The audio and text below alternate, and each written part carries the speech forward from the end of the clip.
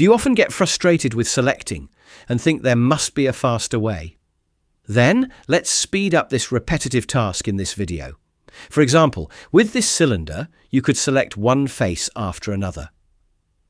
Or you can use Select Next Element with Ctrl, Shift and plus on the numpad to mark every next element. This doesn't just work with every second element.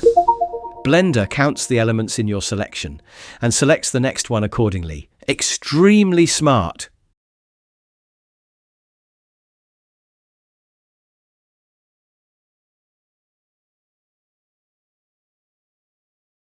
Or, for example, here I want these connecting pieces to the lid. I could deselect every fourth one, or I can use Checker Deselect and adjust it accordingly. Sometimes you have to experiment a bit. The settings are naturally different depending on the geometry, but it's not a big deal if you make a mistake. Just delete it afterward. No one will notice if there's one more face than the others. Select the inside here. I could select it individually for each part, of course, but I could also use Select Similar with Shift and G. You just have to see which setting fits. The settings depend on the select mode, and then you deselect the middle again with a box select.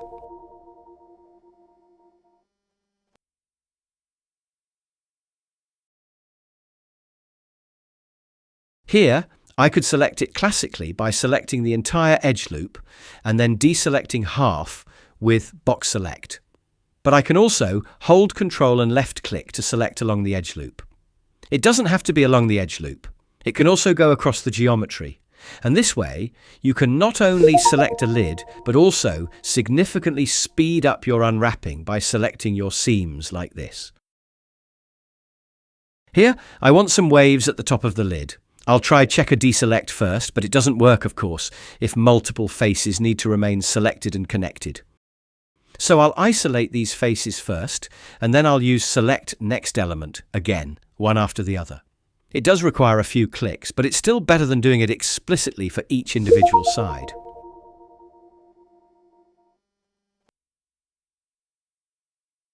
Why am I doing this for these first and not for the others as well? So that the inset works.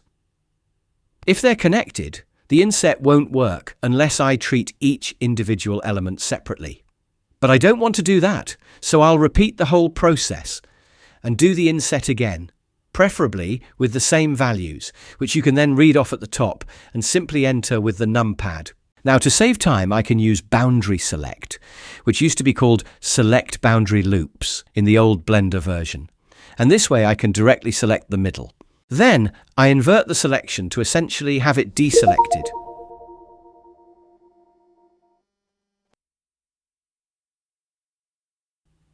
Here, we can use a method if, for example, we want a second material inside. Instead of selecting each individual face, which is really annoying for something like this, we can simply set a seam. It also works with sharp seams, but you have to adjust that.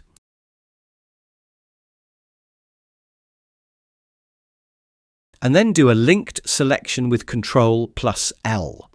But this only works in face select mode. In vertex or edge select mode, it ignores all the seams. Then it only selects truly connected geometry, which is also practical if you want to select everything connected.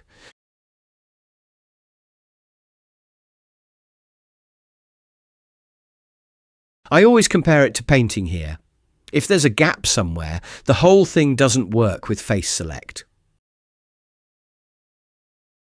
I'll repeat this at the top here. It's much faster than selecting each individual face in there.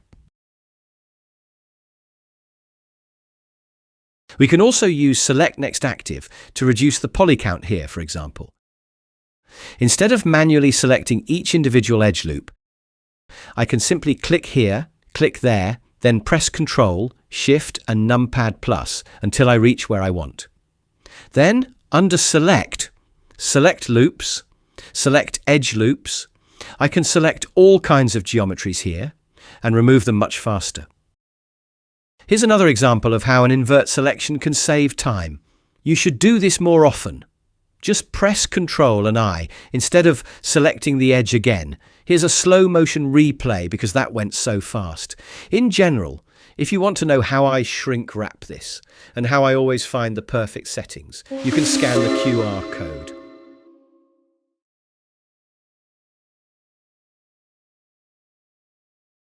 And here are a few more examples of how practical Select More can be.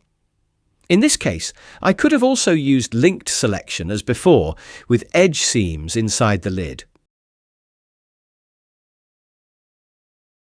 But at the latest now, things are changing, because now I need to push the grooves outward, as this isn't the lid, it's the bottleneck itself. And so I can select one after the other with Select More, and let it also go outward a bit more smoothly, not so abruptly. I'll start with the middle part. Select More, push it out a bit, select More again, and so on. When you solidify something, you naturally sometimes have areas, like here on the bottleneck, that shouldn't be solidified or should only be visible on one side. These need to be removed. Here, I use the same method.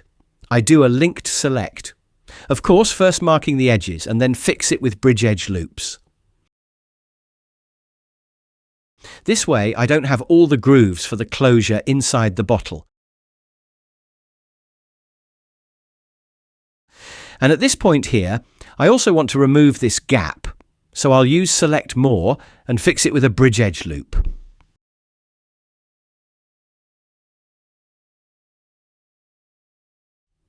For the bottom, I'll also use Select More. You might be able to solve the bottom more elegantly than how it is now. I'm doing an extra Select More so that the edges become a bit sharper outward, as I now have a quad selection instead of a point selection, and that works quite well.